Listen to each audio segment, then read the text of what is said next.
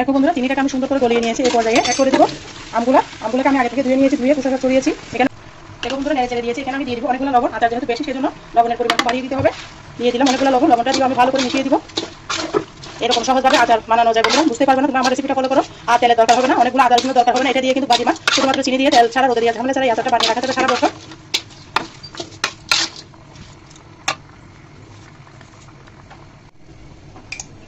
দিয়ে দিব কিছু আস্ত পাঁচফোড়ন, যেন সুন্দর একটা ফ্লেভার আসে আর মুখের মধ্যে পড়লে ভালো লাগবে, সেই জন্য আস্ত পাঁচফোড়নটা। আসসালামু আলাইকুম বন্ধুরা, কেমন আছেন? আশা করি যে যেখানে আছেন সবাই অনেক ভালো আছেন। আলহামদুলিল্লাহ আমিও ভালো আছি। আজকে আরেকটা নতুন রেসিপি নিয়ে চলে এসেছি, একদম ইউনিক। আমার কাঁচা আম ফুরিয়ে যাওয়ার আগে এরকম একটা মজাদার আচার বানিয়ে রেখে দাও, খেতে কিন্তু দুর্দান্ত লাগবে। গরম ভাতের সাথে, পোলাওয়ের সাথে, খিচুড়ির সাথে একদম জমে যাবে। রুটি পরোটা রুচির সাথেও কিন্তু খেতে জমে যাবে, এতটা মজা দেখাবে। একদম তেল ছাড়া, রোদে দিয়ে ঝামেলা ছাড়া আজকের আমের আচারটা আমি বানিয়ে দেখাবো তোমাদেরকে। সঙ্গে থাকো, পাশে থাকো, সাথে থাকো। একটা লাইক দিয়ে সম্পূর্ণ ভিডিও দেখতে থাকো। আর আমার চ্যানেলে নতুন বন্ধু হয়ে থাকলে আমার চ্যানেলটাকে আমাকে ভালোবেসে সাবস্ক্রাইব করে দেবার অনুরোধ রইল। পাশে থাকা বেল বাটনটি প্রেস করে দাও, যেন আমি ভিডিও দেওয়ার সাথে নোটিফিকেশনটা সবার আগে তোমাদের মাঝে পৌঁছে যায়। সবাইকে অসংখ্য ধন্যবাদ। আর দেখো বন্ধুরা, আমি আমগুলো কিন্তু অনেকগুলো আম তোমাদের সাথে কাটাটা শেয়ার করলাম না, আমটা আটি বেঁধেছে, সেজন্য এভাবে আমি সুন্দর করে কেটে নিয়েছি। আমটা একটু রং ধরেছে কাঁচা, সব মিলিয়ে আমি আচারটা আজকে শেয়ার করব, দেখতে থাকো। চুলার মধ্যে আমি চলে যাব। দেখো বন্ধুরা, আমার আম যেহেতু 2 কেজি, 2.5 কেজি মতো হবে, আমি এখানে 1 কেজি মতো চিনি দিয়ে দিয়েছি।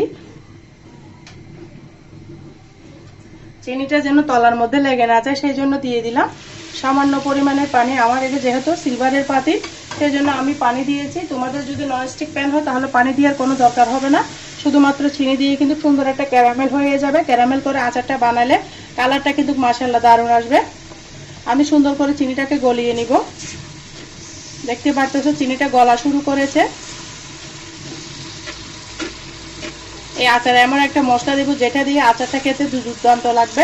এইভাবে তেলের কিন্তু প্রচুর দাম, তেল ছাড়া যে আচার বানানোতে বিশ্বাস হবে না। তোমরা এই রেসিপিটা ফলো করবা, আচার বানিয়ে রেখে দাও। আমার আমগুলা কিন্তু বেশি টক না, সেই জন্য আমি চিনিটা কমিয়ে দিয়েছি। তোমাদের আচার যদি বেশি টক হয় তাহলে চিনিটা বাড়িয়ে দিবা। চিনিটাকে গলিয়ে সুন্দর মতো আমি একটা লাল লাল ক্যারামেল করে নিব। ক্যারামেলটা দিলে আমের কালারটা খুব সুন্দর আসবে, খেতে বেশি ভালো লাগবে, একটা সুন্দর ফ্লেভার আসবে।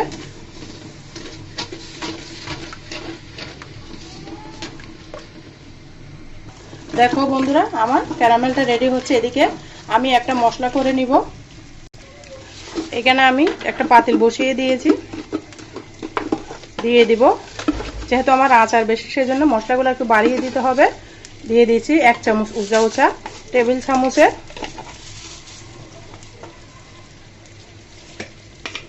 জিরা। তারপর দিব আমি 1 চামচের উঁচা পাঁচফোড়ন। আমার আচার যেহেতু বেশি, সেজন্য আমি পরিমাণে বেশি নিয়েছি। তোমাদের আচার যদি কম হয় তাহলে কম করে নেবে। আমার চিলি ফ্লেক্সটা করা আছে, সেজন্য আমি এখানে অ্যাড করলাম না। চিলি ফ্লেক্সটা আগে থেকে করে রেখেছি। এগুলো সুন্দর করে সুন্দর গন্ধ আসা পর্যন্ত টেলে নিতে হবে। ওই চুলার মধ্যে আমার ক্যারামেলটা রেডি হচ্ছে, ততক্ষণ আমি এই মশলাটাকে করে নিব। কার কার আমার আচার পছন্দ অবশ্যই ছোট্ট একটা কমেন্টসে বলো। কাঁচা আম পুড়িয়ে যাওয়ার আগে অনেকগুলো আচার করে দেখে যাও, যেন সারা বছর খেতে পারো।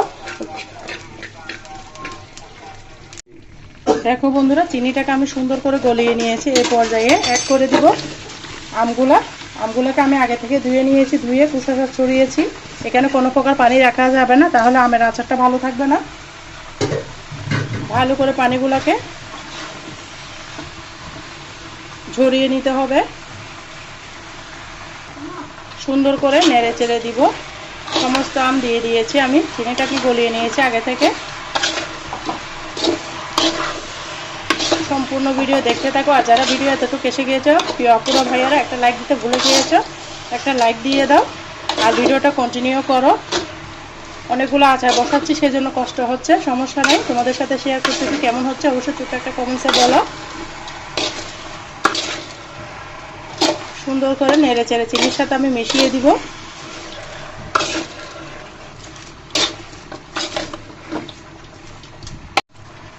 দেখো বন্ধুরা, নেড়ে চেড়ে দিয়েছি। এখানে আমি দিয়ে দিব অনেকগুলো লবণ। আচার যেহেতু বেশি, সেজন্য লবণের পরিমাণটা বাড়িয়ে দিতে হবে। দিয়ে দিলাম অনেকগুলো লবণ। লবণটা দিয়ে আমি ভালো করে মিশিয়ে দিব। এরকম সহজভাবে আচার বানানো যায় বন্ধুরা, বুঝতেই পারবে না। তোমরা আমার রেসিপিটা ফলো করো।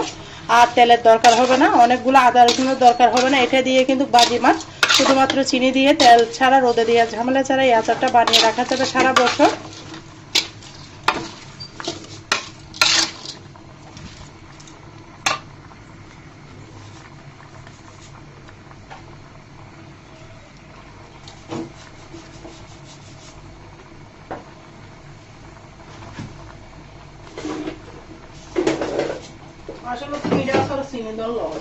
দেখো বন্ধুরা, এখানে আমি কিন্তু কোনো প্রকার ঢাকনা ব্যবহার করবো না, ঢাকনা ছাড়াই আচারটা বানিয়ে নিব। এখানে আমি কিছু ড্রাই মশলা ব্যবহার করব। আবারও নেড়ে চেড়ে দিচ্ছি ভালো মতো। দিয়ে দিলাম আমি 1 চামচ থেকেও বেশি টেবিল চামচের হলুদের গুঁড়া। যেহেতু আচার বেশি সেজন্য আমার মশলার পরিমাণটা বেড়ে যাচ্ছে, তোমরা কিন্তু বেশি করে দিবা না, তোমরা আচারের পরিমাণ বুঝে দিবা। দিয়ে দিলাম বেশ কিছু লাল মরিচের গুঁড়া। তারপর দিব ধনিয়া, জিরার গুঁড়া, এগুলা বাসায় করা দিয়েছি আমি। মশলাটা অবশ্যই দিতে হবে। দিয়ে সুন্দর মতো নেড়ে চেড়ে দিচ্ছি। চিনি থেকে পানি ছেড়েতে দেখতে পারতেছো, অনেকগুলো পানি, এগুলো কিন্তু টেনে নিবে। এই পানি দিয়ে কিন্তু আমটা সিদ্ধ হয়ে যাবে। আম যেন গোসল করতেছে পানির মধ্যে, দেখতে পারতেছো। এই পানির মধ্যে আমটাকে সুন্দর করে আমি সিদ্ধ করে নিব। চুলার আগুনটা কিন্তু কমানো যাবে না, কমানো রাখলে কিন্তু পানি ছেড়ে দিবে, বেশি করে পানিটা শুকাতে যাবে না। অবশ্যই চুলার আগুনটা বাড়িয়ে দিতে হবে। আর দিয়ে দিব এখানে আমি যে মশলাটা করেছি সেটার অর্ধেক দিব, আর অর্ধেক রেখে দিব। কখন দিব অর্ধেকটা দেখতে থাকো সম্পূর্ণ ভিডিও। দিয়ে দিব কিছু আস্ত পাঁচফোড়ন, যেন সুন্দর একটা ফ্লেভার আসে আর মুখের মধ্যে পড়লে ভালো লাগবে, সেই জন্য আস্ত পাঁচফোড়নটা। দেখো বন্ধুরা, আচারগুলো একদম সিদ্ধ হয়ে গিয়েছে, মাখো মাখো হয়ে গিয়েছে। ঝোলটা গ্রেভিটা দেখতে পারতেছো, আরো শুকিয়ে নিব। তোমাদের সাথে আমি অল্প অল্প করে সিদ্ধ করতেছি, অনেক টাইম করে কিন্তু আমি রান্না করতেছি। এইভাবে তোমরা আচার বানিয়ে রেখে দাও, সারা বছর খেতে পারবে। আমার সিজন চলে যাইলেও কিন্তু এই আমার আচার বলো, চাটনি বলো, যেটাই বলো, মজা করে খাওয়া যাবে। আমটা একদম গলে গিয়েছে, দেখতে পারতেছো, দেখিয়ে দিচ্ছি তোমাদেরকে। আরো বিভিন্ন রকমের আচার কিন্তু আমার চ্যানেলে আছে, তোমরা চাইলে ঘুরে আসতে পারো। একদম সহজভাবে আচারগুলো দেখিয়েছি।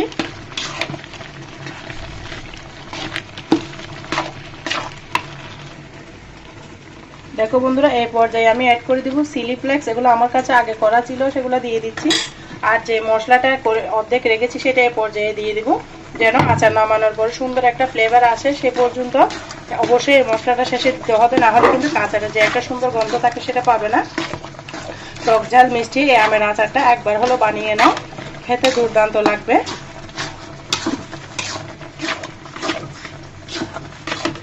আমার আচারটা একদম রেডি হয়ে গিয়েছে। কেমন হয়েছে বন্ধুরা এই টক ঝাল আমের মিষ্টি আচারটা? অবশ্যই ছোট্ট একটা কমেন্টসে বলো। আর তোমরা যারা আমার সাথে এতক্ষণ পর্যন্ত ভিডিও জুড়ে আছো, সবাইকে মন থেকে অনেক অনেক দোয়া রইলো, অনেক অনেক ভালোবাসা।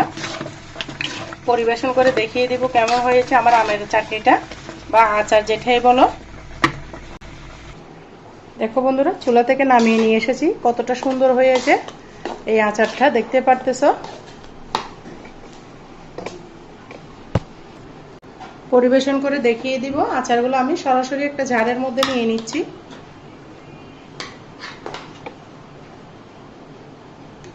আমি এরকম কাচের ঝাড়ে ভরে নিচ্ছি, তোমরা চাইলে যে কোনো ঝাড়ে রাখতে পারো বা প্লাস্টিকের ঝাড়ও রাখতে পারো, কোনো সমস্যা নাই। আচারগুলো তো বেশি দিন যাবে না, এমনিতেই খাওয়া হয়ে যাবে। আমার ঘরে তো বেশি দিন টিকে না, বাচ্চারা এমনভাবে খায় মাশাআল্লাহ করে। আমার বাচ্চারা তো অনেক পছন্দ করে। কার কার এরকম আমের আচার পছন্দ অবশ্যই ছোট্ট একটা কমেন্টসে বলবে। সুন্দর করে আমি ঢেলে নিচ্ছি, সরাসরি ঝাড়ের মধ্যে রেখে দিচ্ছি।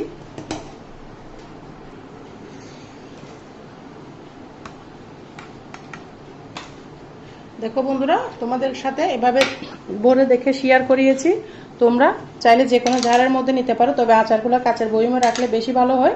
কেমন হয়েছে ছোট্ট একটা কমেন্টসে বলবা। আমি 2টা বয়ম পুড়ে রেখেছি, আরো অনেকগুলো আচার আছে। তোমরা আমার সাথে এতক্ষণ পর্যন্ত যারা আসো সবাইকে অসংখ্য ধন্যবাদ, অনেক অনেক ভালোবাসা বন্ধুরা। আমার কথার মাঝে যদি কোনো ভুল ত্রুটি হয় সবাই আমাকে ক্ষমা দৃষ্টিতে দেখো। সবাই ভালো থাকবে, সুস্থ থাকবে, আমার জন্য আমার পরিবারের জন্য দোয়া করবে। আল্লাহ হাফেজ। আসসালামু আলাইকুম রহমতুল্লাহি ওয়া বারাকাতুহু।